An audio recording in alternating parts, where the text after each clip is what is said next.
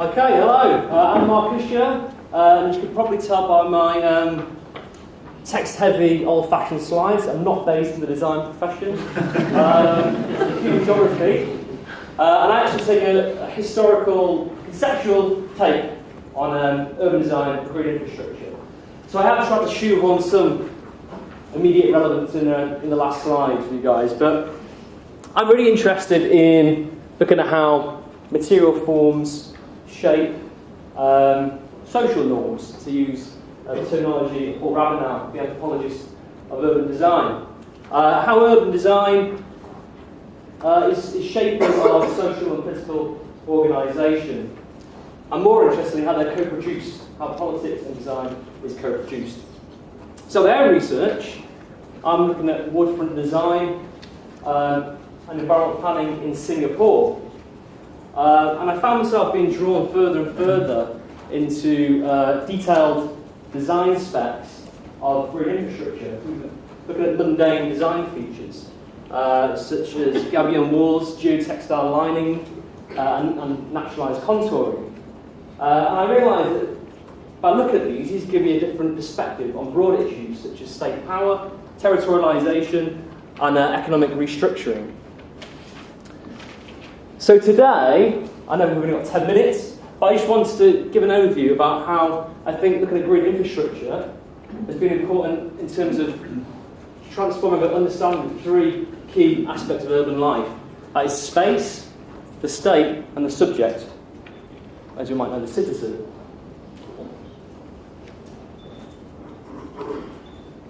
So, there is a lot of work being done on green infrastructure at the moment. It seems that in our department, most of the projects coming out are actually on green infrastructure. It was mentioned yesterday in Prime Minister's question times.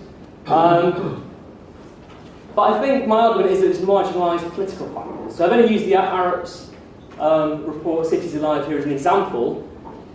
But on the overview of all the criteria that we should look at when we're looking at green infrastructure, there's not much of a head up to the public realm and questions of politics and the state. And clearly there's only a certain amount of time in the day for people. That's where I come in, I guess, and look at these kind of issues that have been marginalised in kind of mainstream conversations about green infrastructure. So my research is based in Singapore. It's been a historical study from 1819 to 2014.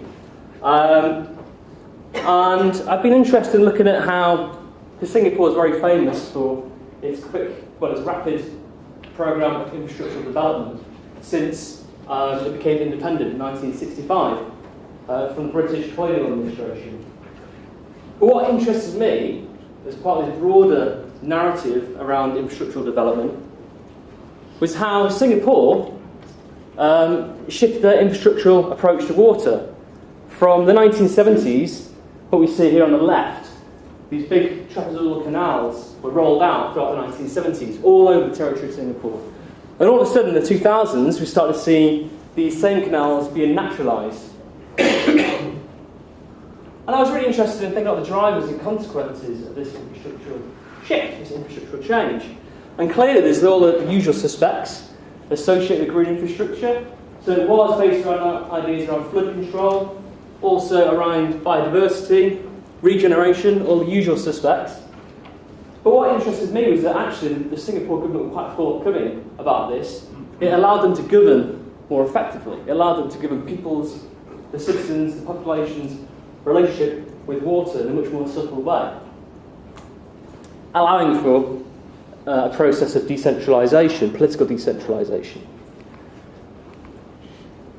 So how do they do this? So it was based around a transformation in our understanding of space, our understanding of urban space. As any designer or architect worth their salt over the 20th century, we're always kind of trying to upscale their remit to the level of the city, to urban planning.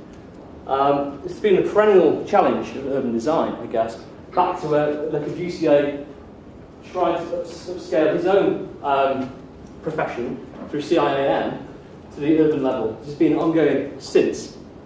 But it was only in the 1990s, with this shift to what's being called landscape urbanism, and the idea of landscape being a key concept, in the management of urban space, that we've seen this remit expand from individual sites to individual buildings.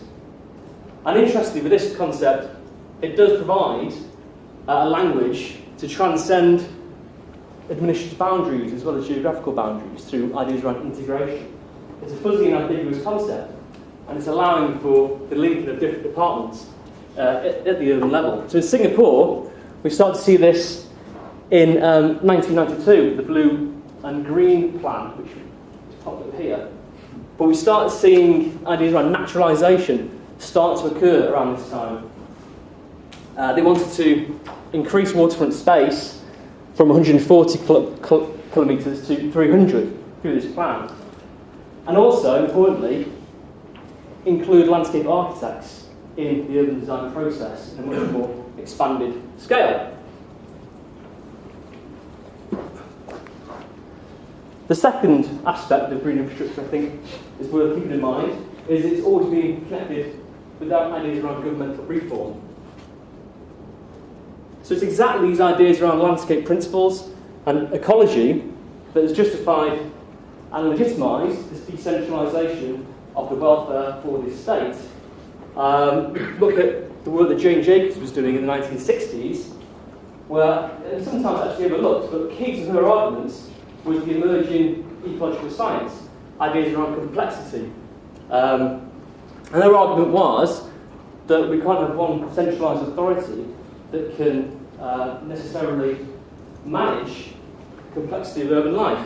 This required, and this is language associated with landscape urbanists as well, at Charles Waldheim, a radically decentralised form of urbanism. Self-organisation, these kind of issues. So again, we see in Singapore, with the ABC programme, the ABC programme was a flagship green infrastructure initiative that was brought online in 2006, which entailed the naturalisation of the canal system in Singapore on a territorial level. So Singapore is half the size of Greater Manchester, so it does have this kind of ability to make urban interventions on this kind of scale. And it's been happening since 2006, and since then there's been, it started with 28 projects initially, there's moved to sort of 50 projects now, where we've seen these trapezoidal canals being naturalised. And a key part of that naturalisation process was the involvement of private architects and landscape designers in that process, in the planning and the construction of these projects.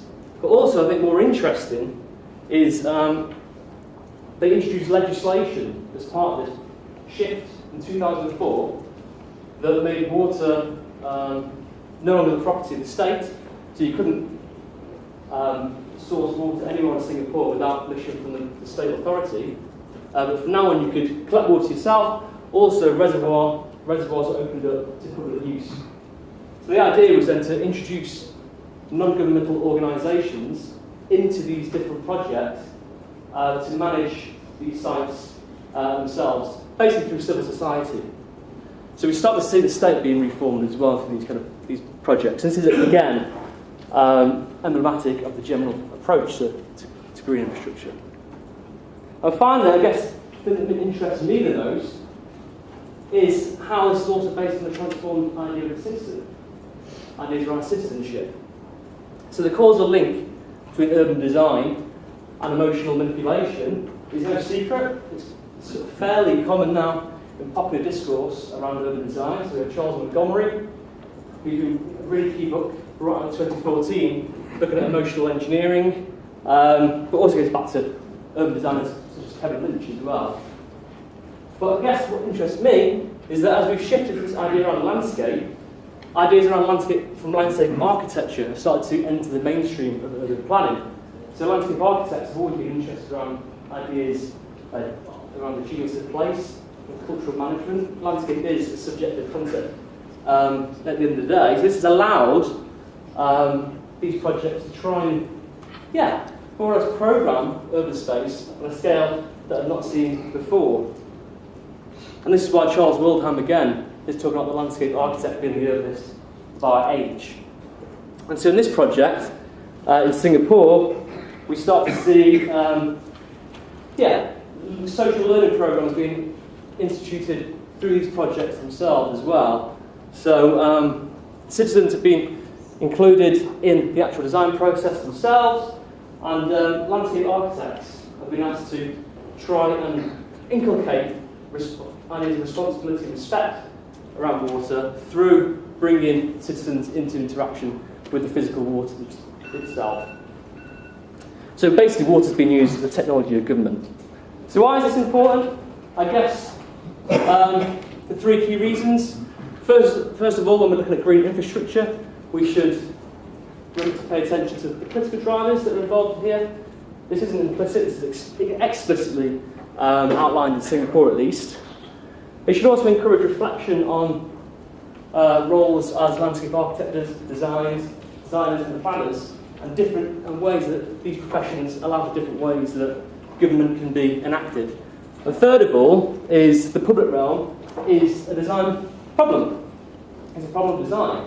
And this also has implicit issues in terms of the role of the state as well. So these are sort of key issues that I think we should keep at the front of attention when we're looking at green infrastructure. Thank you.